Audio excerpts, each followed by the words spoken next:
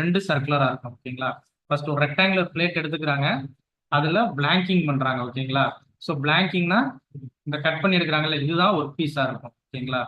So அந்த work பீஸ்ல திருப்பி punching operation பண்றாங்க. ஸோ நம்ம ஒரு வாஷர் ப்ரொடியூஸ் பண்றாங்க ஓகேங்களா. ஸோ அதோட திக்னஸ் பாத்தீங்கன்னா 3.50 mm திக்னஸ் ஓகேங்களா. So outside diameter of அந்த வாஷரோட அவுட் சைட் டயமீட்டர் பாத்தீங்கன்னா 50 mm, இன்சைட் டயமீட்டர் பாத்தீங்கன்னா 15 mm. The approximate punch and die size for blanking operation அப்படின்னு கேட்டிருக்காங்க ஓகேங்களா. ஸோ ரேடியல் கிளியரன்ஸ் பாத்தீங்கன்னா 0.06 mm கொடுத்துருக்காங்க ஓகேங்களா. ஸோ நமக்கு என்ன என்ன கேட்டிருக்காங்க, பிளாங்கிங் ஆப்ரேஷன் பண்ணும்போது நமக்கு எவ்வளோ பஞ்ச் சைஸ் எவ்வளோன்னு கேட்டிருக்காங்க ஓகேங்களா. ஸோ நல்லா பாத்துங்க, கொஸ்டின் வந்து பிளாங்கிங் ஆப்ரேஷன் தான் கேட்டிருக்காங்க.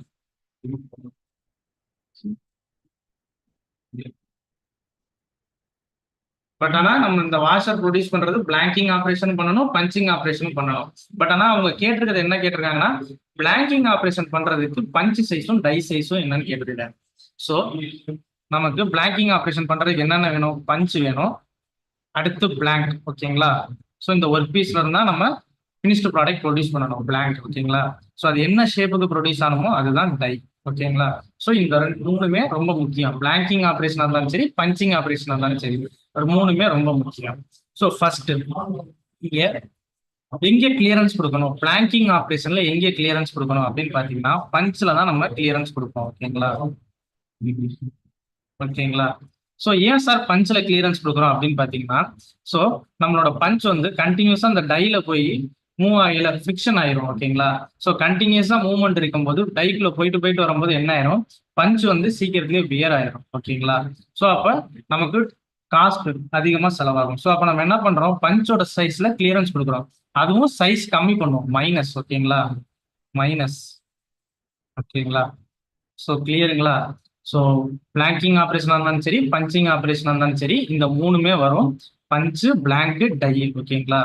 ஸோ பஞ்சு வச்சு தான் நம்ம பஞ்சிங் ஆப்ரேஷன் பண்ண போறோம். பிளாங்க்ங்கிறது அதான் ஒர்க் பீஸ் ஓகேங்களா, ரா மெட்டீரியல், அதுல இருந்து தான் நம்ம ஒரு ஃபினிஷ்டு ப்ராடக்ட் கொண்டாட போறோம். அடுத்து டை, என்ன ஷேப்புக்கு ப்ரொடியூஸ் பண்ணமோ அதுதான் டை ஓகேங்களா.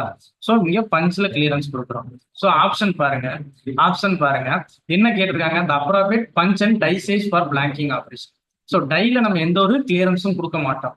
ஸோ அப்ப டையோட சைஸ் என்னவா இருக்கும், டையோட சைஸ் என்னவா இருக்கும், 50 mm. ஏன் சார் 50 mm, நமக்கு என்ன கொடுத்துருக்காங்க, வாஷரோட அவுட் சைட் டயமீட்டர் 50 mm ஓகேங்களா. ஸோ நம்ம ப்ரொடியூஸ் பண்ண போறோட வாஷரோட அவுட் சைட் டயமீட்டர் 50 mm. அப்ப டையோட சைஸும் 50 mm தான் இருக்கும் ஓகேங்களா. ஸோ டைனா என்ன, அதோட ரிப்ளிகா தானே ஓகேங்களா. ஸோ அப்ப அவுட் சைட் டயமீட்டர் 50 mm, இதை வச்சே நம்ம ஆன்சர் போடலாம் ஓகேங்களா. ஸோ அடுத்து பஞ்சில் தான் நம்ம ரேடியல் கிளியரன்ஸ் கொடுக்குறோம் ஓகேங்களா. ஸோ இங்க பாத்தீங்கன்னா இங்க ரேடியல் கிளியரன்ஸ் இங்க தான் கம்மியா இருக்கு ஓகேங்களா. So option A is correct ஓகேங்களா. ஸோ இதுவே பஞ்சிங் ஆப்ரேஷனா இருந்தா அப்படியே அப்படியே இன்வெர்ஸ் ஓகேங்களா.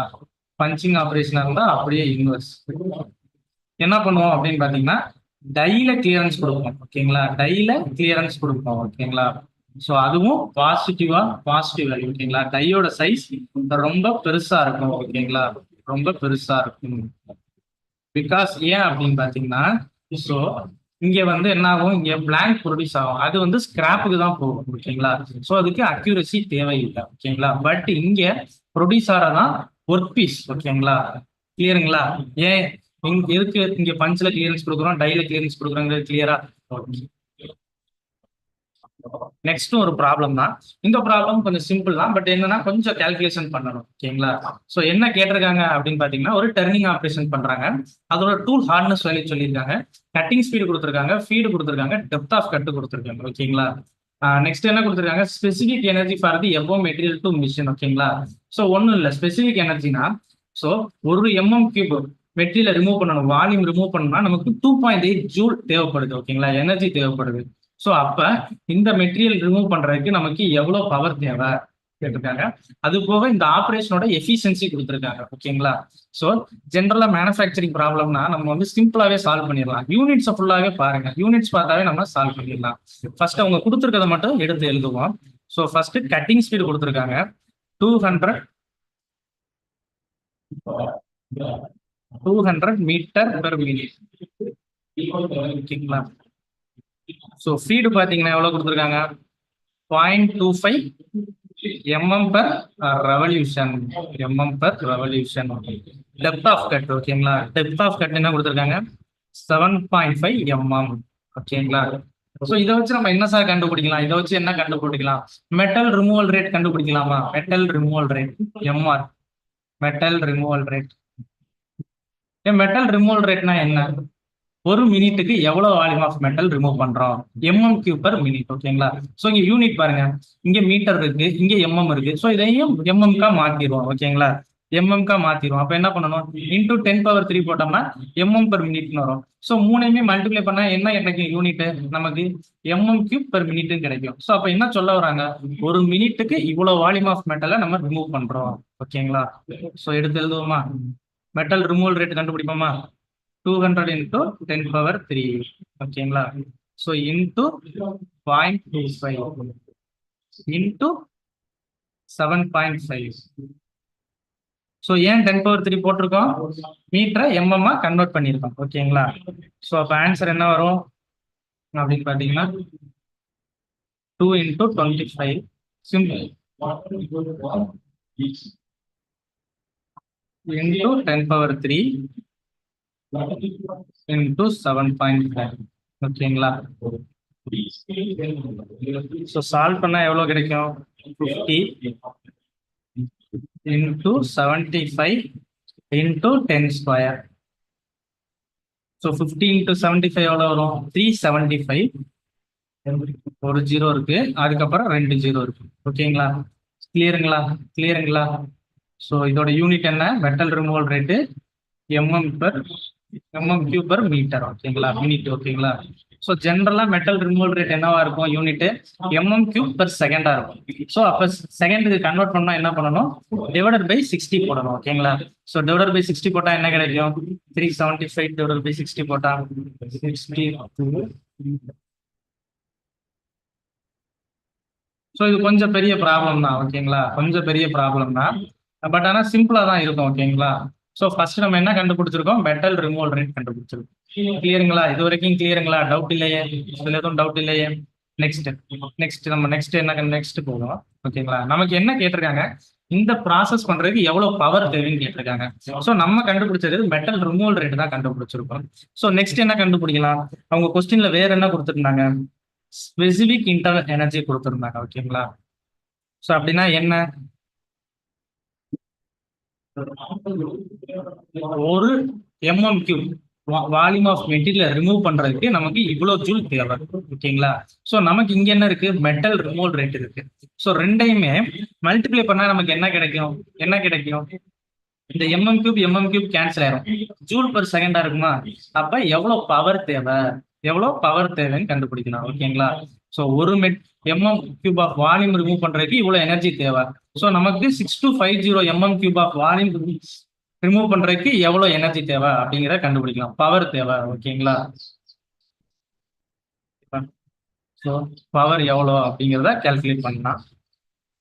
2.8 joule per MM cube into 6250.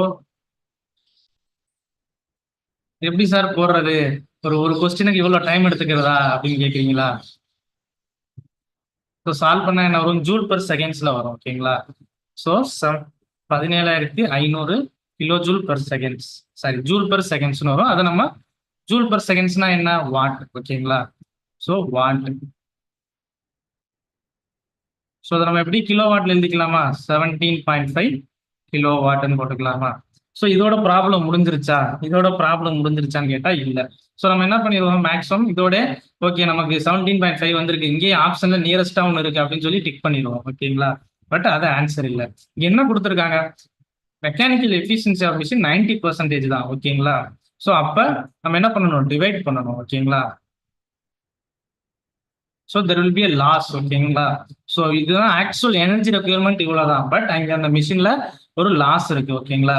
So அப்ப எவ்வளவு வரும் அப்படின்னு பாத்தீங்கன்னா 19.44 கிலோவாட். கிளியருங்களா,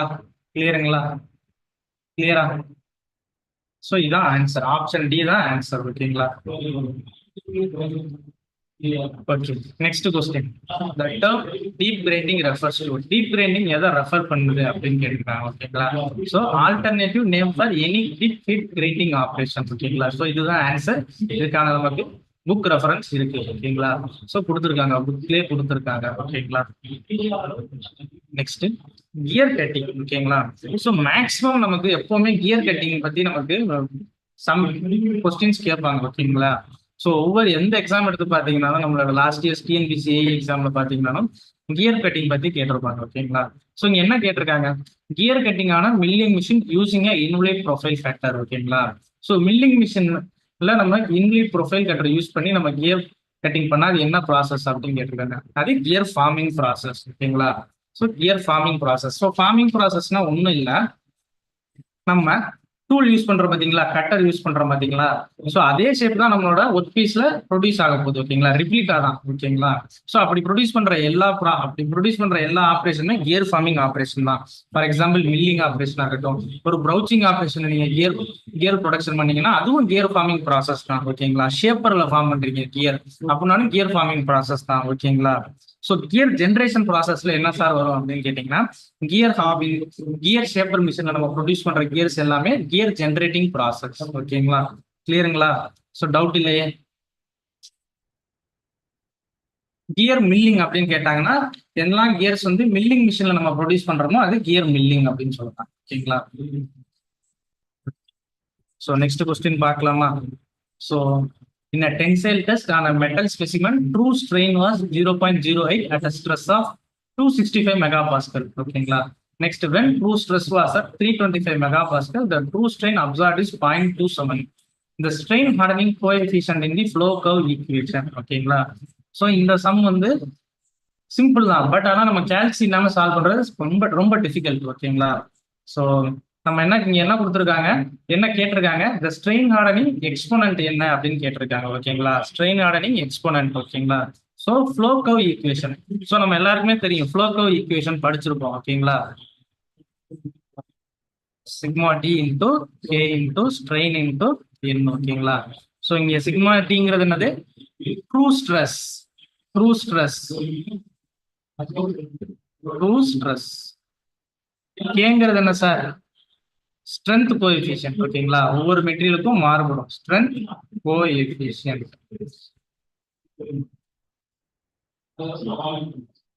strength coefficient. ஸோ இது ட்ரூ ஸ்ட்ரெயின்.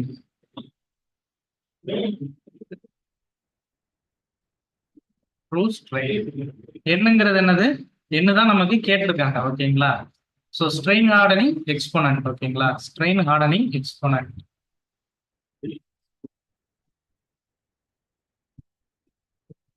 ஸோ இது எல்லாமே இம்பார்ட்டன்ட் ப்ராப்ளம் தான். ஓகேங்களா? So GATE level public sector unit exam நீங்க ப்ரிப்பேர் பண்றீங்கன்னா இந்த மாதிரி சம்ஸ் அடிக்கடி கேட்பாங்க. ஓகேங்களா? ஸோ ஜென்ரலி என்னோட வேல்யூ 0வா இருக்கும் ஃபார் பெர்ஃபெக்ட்லி பிளாஸ்டிக் மெட்டீரியல்ஸ். ஓகேங்களா? n is equal to 0 for perfectly plastic materials. ஓகேங்களா? So n is equal to 1 for perfectly elastic materials. ஓகேங்களா? ஸோ இதுல இருந்தே கொஸ்டின்ஸ் கேட்கலாம். ஓகேங்களா? ஸோ டாபிக் பார்த்தோம்னா அதுல இன்டெப்தா பார்க்கணும். ஓகேங்களா? சரி, ஓகே. ஸோ அவங்க ரெண்டு ஈக்குவேஷன் கொடுத்துருக்காங்க. ஃபர்ஸ்ட் ஈக்குவேஷன் என்ன சொல்லியிருக்காங்க, ட்ரூ ஸ்ட்ரெஸ் வந்து 265 மெகா பாஸ்கல் இருக்கு அப்படின்னு சொல்லியிருக்காங்க. ஓகேங்களா? ஸோ கே தெரியாது, ஸ்ட்ரென்த் கோஎஃபிஷியன்ட் தெரியாது. ஓகேங்களா? ஸோ ட்ரூ ஸ்ட்ரெயின் என்ன சொல்லியிருக்காங்க, 0.008 சொல்லியிருக்காங்க. அப்போது எவ்வளவு ஸ்ட்ரெஸ் இருக்குன்னு பாத்தீங்கன்னா 265 மெகா பாஸ்கல். சேம் மெட்டீரியல் தான் யூஸ் பண்றாங்க. ஓகேங்களா? கொஞ்ச நேரம் கழிச்சு அடுத்து ஒரு ரீடிங் எடுக்கிறாங்க. ஸோ அப்போது ஸ்ட்ரெயின் வந்து 0.27 இருக்கு. ஸோ ஆட்டோமேட்டிக்கா ஸ்ட்ரெயின் கூடும்போது ஸ்ட்ரெஸ்ஸும் கூடுது. ஓகேங்களா? ஸோ இப்போ இந்த ரெண்டு ஈக்குவேஷனையும் நம்ம டிவைட் பண்ணலாம். ஓகேங்களா? ஸோ கே கேன்சலர், ஏன்னா சேம் மெட்டீரியல். ஓகேங்களா? Both are same materials. ஓகேங்களா? ஸோ சால்வ் பண்ணா எப்படி வரும், டிவைட் பண்றேன். ஓகேங்களா? 0.08 divided by 0.27 whole power n. ஓகேங்களா?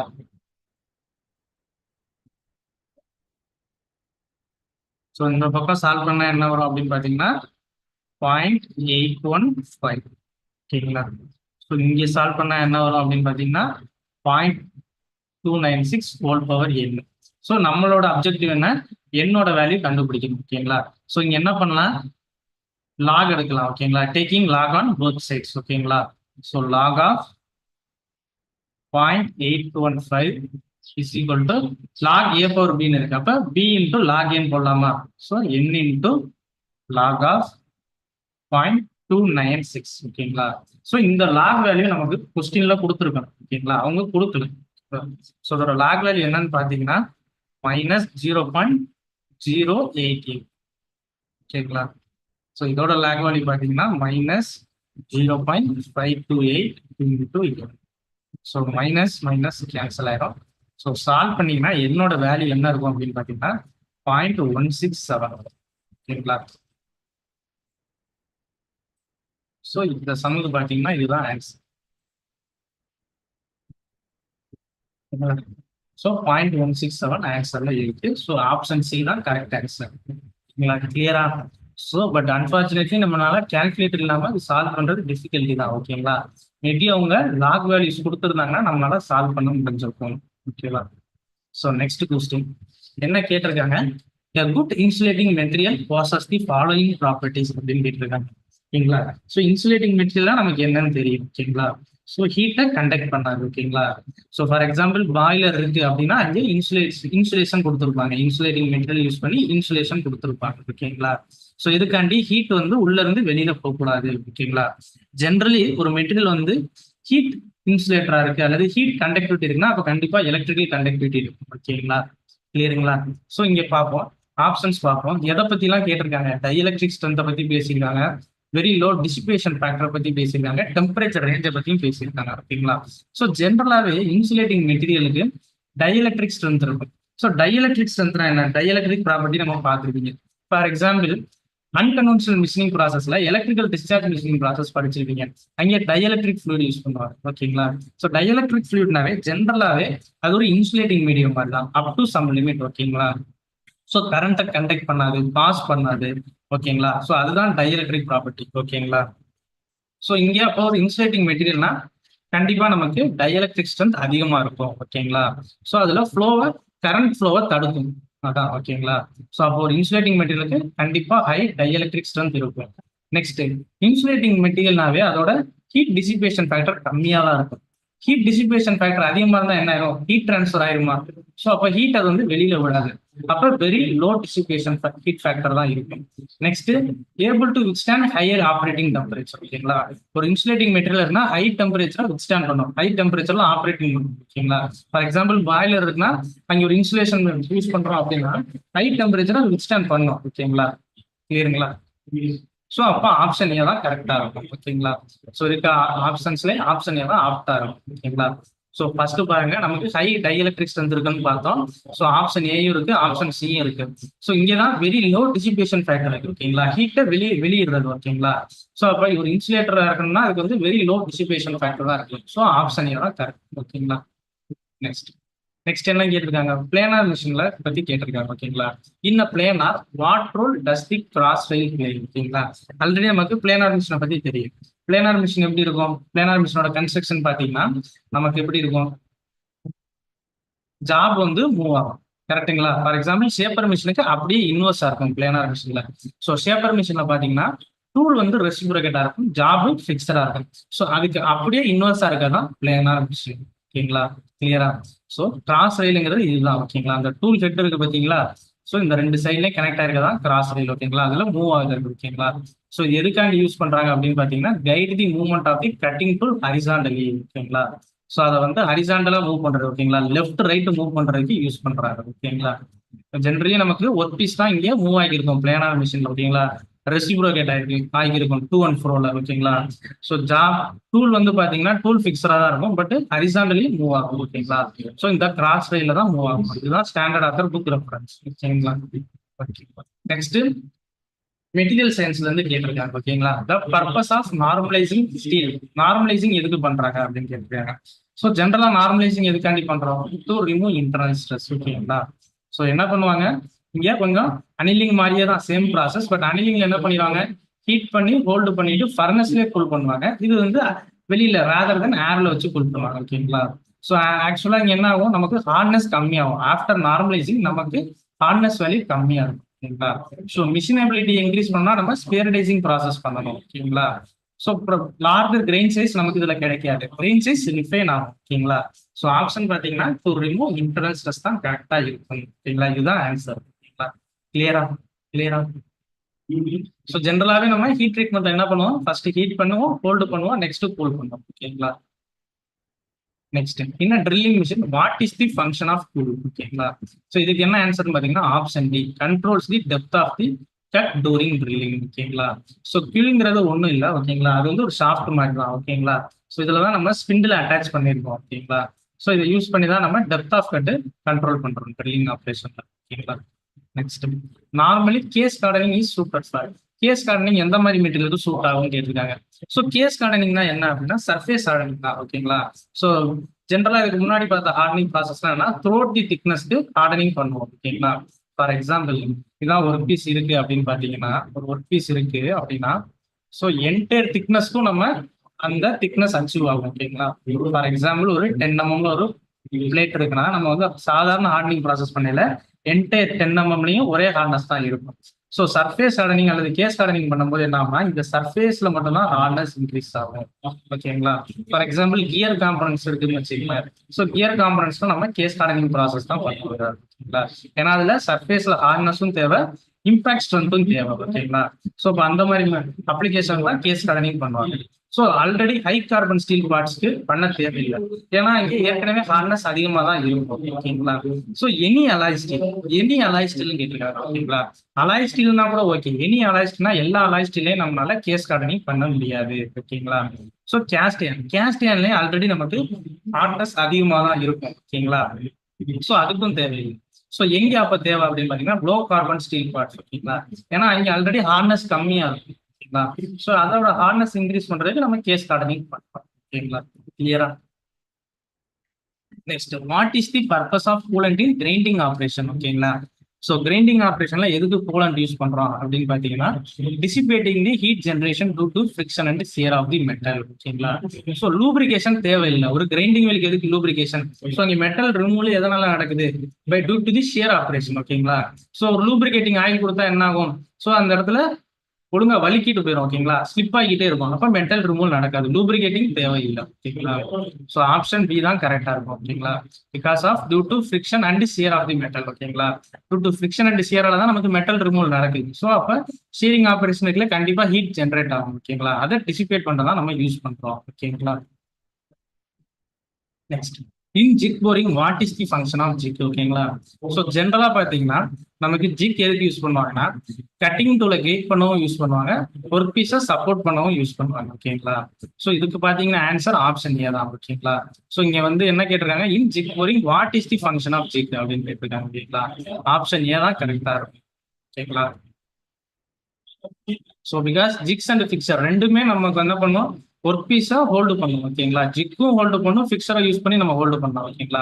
ஸோ அடிஷனல் அப்ளிகேஷன், ஜிக்கோட அடிஷனல் அப்ளிகேஷன் என்னன்னு பார்த்தோம்னா guides the movement of the cutting tool ஓகேங்களா. ஓகேங்களா.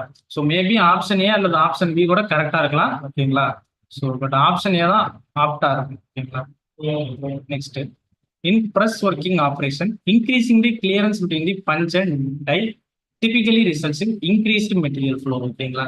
ஸோ ஆல்ரெடி பார்த்தோம் ஓகேங்களா, பஞ்சிங் ஆப்ரேஷன் பிளாங்கிங் ஆப்ரேஷன் பார்த்தோம்.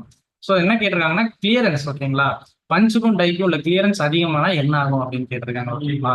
So decreased burr formation, generally burr formation எங்க நடக்கும் அப்படின்னு பார்த்தீங்கன்னா மெட்டல் கட்டிங் ஆப்ரேஷன் தான் கிடைக்கும் ஓகேங்களா. இம்ப்ரூவ்டு டைமென்ஷன் அக்யூரசி ஓகேங்களா, அதுக்கும் இதுக்கும் ரிலேஷன் இல்லை. So increased material flow, so என்ன ஆகும், ரெண்டுக்கும் கிளியரன்ஸ் அதிகமா இருக்குல்ல, என்ன ஆகும், மெட்டீரியல் ஃப்ளோ ஆகும் ஓகேங்களா. So for example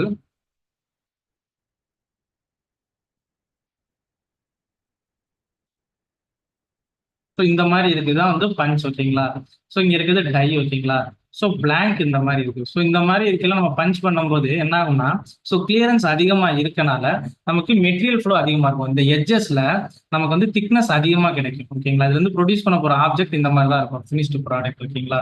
so எட்ஜஸ்ல thickness அதிகமா கிடைக்கும் ஓகேங்களா, அதுதான் இன்க்ரீஸ்டு மெட்டீரியல் ஃப்ளோன்னு சொல்லுவாங்க. இந்த கிளியரன்ஸ் அதிகமா இருக்கனால நமக்கு அந்த எட்ஜஸ்ல அதிகமான திக்னஸ்ல ஆப்ஜெக்ட் ஃபார்ம் ஆகும் ஓகேங்களா.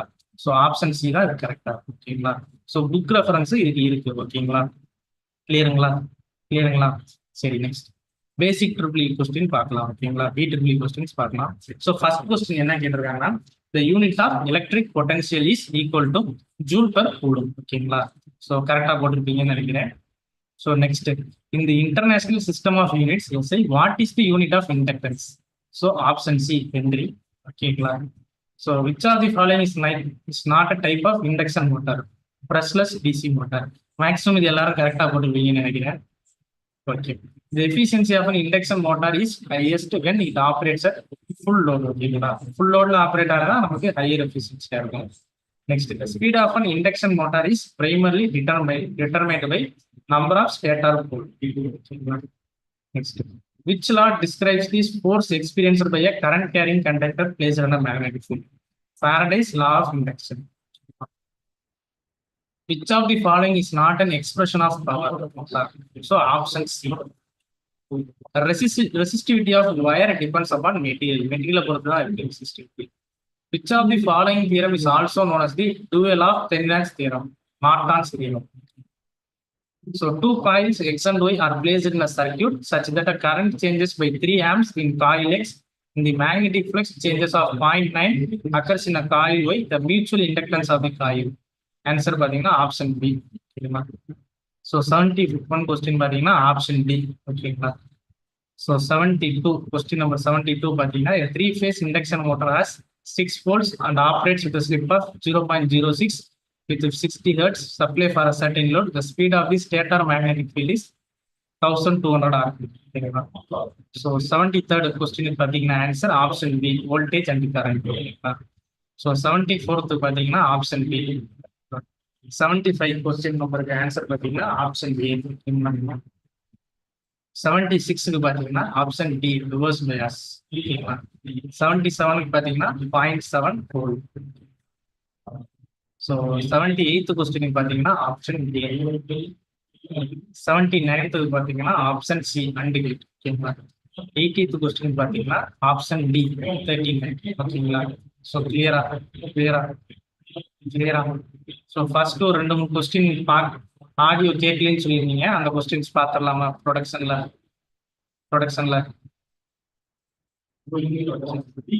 ஓகே. ஸோ திருப்பி ரீகால் பண்ணிடலாம். ஓகேங்களா. ஸோ ஏன்னா ஃபர்ஸ்ட் ஆடியோ கேட்கல, ஸோ அதனால திருப்பி ரிவிஷன் பண்ணிடலாம். ஸோ கேஸ்டிங்ல ஸ்பியூர் எதுக்காண்டி யூஸ் பண்றாங்க அப்படின்னு கேட்டிருந்தாங்க. ஸோ ஸ்பியூருங்கிறது வெர்டிகல் பேசேஜ் தான். ஓகேங்களா. ஃபர்ஸ்ட் மெட்டல் அதுல மோல்டன் மெட்டல்ல போர் பண்றோம். ஸோ அதுல இருந்து எங்கே போகும்னா ரன்னர் போகும். ரன்னர்ல இருந்து எங்கே போகும் அப்படின்னு பாத்தீங்கன்னா கேட் போயிட்டு மெட்டல் மோல்டு கேவிட்டியில ஃபில் ஆகும். ஓகேங்களா. ஸோ ஆப்ஷன் பாத்தீங்கன்னா இதுக்கான ஆன்சர் பாத்தீங்கன்னா feed molten metal from pouring basin to gate. ஓகேங்களா. வந்து நம்ம ஸ்டாண்டர்ட் ஆன்சர் புக்லயே கொடுத்துருக்காங்க. ஓகேங்களா. ஸோ இதான் வெர்டிகல் பேசேஜ். ஸ்பியூருங்கிறது இதுதான். ஓகேவா. நெக்ஸ்ட், மேட்ச் பிளேட் பேட்டர்ன் எங்கே யூஸ் பண்றாங்க அப்படின்னு கேட்டிருக்காங்க. ஓகேவா. ஸோ மேட்ச் பிளேட் பேட்டர்ன் எங்கே யூஸ் பண்றாங்க அப்படின்னு பாத்தீங்கன்னா மிஷின் மோல்டிங்ல யூஸ் பண்றாங்க. ஓகேங்களா. ஸோ இதுக்கான புக் ரெஃபரன்ஸ் இந்த இருக்கு. ஓகேங்களா. Next, cold chamber method of die casting எங்கே யூஸ் பண்றாங்கன்னு கேட்டிருக்காங்க. ஸோ டை கேஸ்டிங் மிஷின்ல 2 இருக்கு, ஹாட் சேம்பர், கோல்டு சேம்பர். ஓகேங்களா. ஹாட் சேம்பர் டை கேஸ்டிங் மிஷின்ல ஃபர்னஸ் வந்து இன்டெகிரல் பார்ட்டா இருக்கும். ஓகேங்களா. ஃபர்னஸ் அதுலயே இருக்கும். கோல்டு சேம்பர்ல பாத்தீங்கன்னா ஃபர்னஸ் அங்கேயே இருக்காது. ஓகேங்களா. So hot chamber die casting எந்த மாதிரி மெட்டல்ஸ் யூஸ் பண்ணுவாங்க அப்படின்னு பாத்தீங்கன்னா லோ மெல்டிங் பாயிண்ட் மெட்டல்ஸ். ஓகேங்களா. லைக் லெட், ஜிங்க் இந்த மாதிரி மெட்டலை மெல்ட் பண்றதுக்கு யூஸ் பண்ணுவாங்க. ஓகேங்களா. So cold chamber die casting machine என்ன பண்ணுவாங்க, ஹை மெல்டிங் பாயிண்ட் மெட்டலை மெல்ட் பண்றதுக்கு யூஸ் பண்ணுவாங்க. ஓகேங்களா. ஸோ மெயின்லி அலுமினியம் மெட்டல்ஸ் இந்த மாதிரி யூஸ் பண்ணுவாங்க. ஓகேங்களா. ஸோ இதுக்கு ஆப்ஷன் டி தான் கரெக்டா இருக்கும். Okay. So next, centrifugal casting impurities are collected in the center of casting. ஓகேங்களா. ஸோ சென்ட்ரிஃபியூகல் கேஸ்டிங்ல பாத்தீங்கன்னா ரொட்டேட்டிங் மோல்டா இருக்கும். ஓகேங்களா. ஸோ நம்ம இதுல இருந்து என்ன மாதிரி காம்பனன்ட் ப்ரொடியூஸ் பண்ணுவோம்னா லாங் பைப்ஸ். ஓகேங்களா. சிமெட்ரிக்கல் பைப்ஸ் யூஸ் பண்ணுவோம். ஓகேங்களா. ஸோ இதுல பாத்தீங்கன்னா நம்மளோட ஸ்லாக் இம்பியூரிட்டிஸ் எல்லாமே சென்டர் ஆஃப் தி கேஸ்டிங் பைப்போட இன்னர் டயாமீட்டர்ல இருக்கும். ஓகேங்களா. கிளியருங்களா. இதுக்கான புக் ரெஃபரன்ஸ். ஓகேங்களா. நெக்ஸ்ட், ப்ரௌச்சிங் பத்தி பார்த்தோம். ஓகேங்களா. ஸோ ப்ரௌச்சிங்னா ஜென்ரலா என்ன அப்படின்னு பாத்தீங்கன்னா ஒர்க் பீஸ் வந்து ஸ்டேஷனரியா இருக்கும், பிக்ஸ்டா இருக்கும். ஓகேங்களா. ஸோ நம்ம ஒரு ப்ரௌச் டூல புஷ் பண்ணுவோம். ஓகேங்களா. புஷ் பண்ணி அதுல ஒரு ஸ்லாட், கீவே இந்த மாதிரி ஜென்ரேட் பண்ணுவோம். ஓகேங்களா. ஸோ வேற என்ன பண்ணுவாங்கன்னா திருப்பி ஒர்க் பீஸை பிக்ஸரா வச்சுட்டு ப்ரௌச் டூல புல் பண்ணுவாங்க, அது புல் ப்ரௌச்சிங் ஓகேங்களா. ஸோ இதுக்கு அப்படியே இன்வெர்ஸா இருக்கதான் கண்டினியூஸ் ப்ரௌச்சிங் ஓகேங்களா. ஒர்க் பீஸ் வந்து மூவிங் ஆகியிருக்கட்டும், மூவிங் ஆகியிருக்கும். டூல் வந்து பாத்தீங்கன்னா ஸ்டேஷனரியா இருக்கும் ஓகேங்களா. அதுதான் கண்டினியூஸ் ப்ரௌச்சிங் ஓகேங்களா. கிளியருங்களா. ஸோ ட்ரில்லுக்கும் ட்ரில்லிங்க்கும் ப்ரௌச்சிங்கும் டிஃபரன்ஸ் இருக்கு ஓகேங்களா. ஸோ ப்ரௌச்சிங்ல பாத்தீங்கன்னா நமக்கு டூல் ஒன்லி லீனியர் மூவ்மெண்ட் தான் ஓகேங்களா. பட் ட்ரில்லிங் ஆப்ரேஷன்ல பாத்தீங்கன்னா நம்ம drill bit rotation plus translation ஓகேங்களா. ரொட்டேஷன் ஆகும் ஓகேங்களா. கிளியருங்களா. நெக்ஸ்ட் ஹாஃப் நட் ஓகேங்களா. ஹாஃப் நட் எங்க யூஸ் பண்றோம் அப்படின்னு பாத்தீங்கன்னா த்ரெட் கட்டிங், லேத்ல த்ரெட் கட்டிங் பண்ணும்போது யூஸ் பண்றோம் ஓகேங்களா. ஸோ கேரேஜை லாக் பண்ணிடுறோம், கேரேஜையும் லீட் ஸ்க்ரூவையும் லாக் பண்ணிடுவோம் ஹாஃப் நட் யூஸ் பண்ணி ஓகேங்களா. நெக்ஸ்ட் என்ன கேட்டிருக்காங்க, பவுடர் மெட்டலஜி பத்தி கேட்டிருக்காங்க. இந்த method use to make powder of metals having low melting point ஓகேங்களா. ஸோ பவுடர் மெட்டலஜினாவே நமக்கு தெரியும் ஓகேங்களா. ஸோ பவுடர் மெட்டலஜி எதுக்காண்டி யூஸ் பண்றாங்க, பவுடர் மெட்டலஜி ப்ராடக்ட் எப்படி இருக்கும் அப்படின்னு பார்த்தோம்னா, ஸோ ஒரு ரா மெட்டீரியல பவுடர் ஃபார்மை மாற்றி அதுல இருந்து ஒரு ஃபினிஷ்டு ப்ராடக்ட் ப்ரொடியூஸ் பண்றதுதான் பவுடர் மெட்டலஜி ஓகேங்களா. ஸோ அதுல ஃபர்ஸ்ட் ப்ராசஸே பவுடர் ப்ரிப்பரேஷன் தான் ஓகேங்களா. இவங்க கொடுத்துருக்க நாலுமே பவுடர் ப்ரிப்பரேஷன் ப்ராசஸ் தான் ஓகேங்களா. பட் லோ மெல்டிங் பாயிண்ட்டுக்கு என்ன ப்ராசஸ் யூஸ் பண்ணுவோம்னு பார்த்தோம்னா ஆட்டோமைசேஷன் ஓகேங்களா.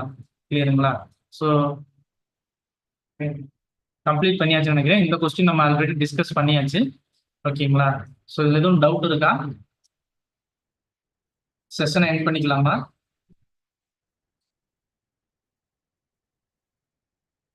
செஷனை எண்ட் பண்ணிக்கலாமா.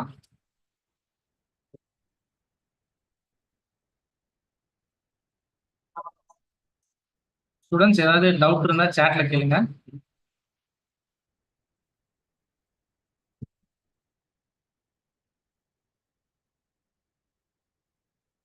ஓகே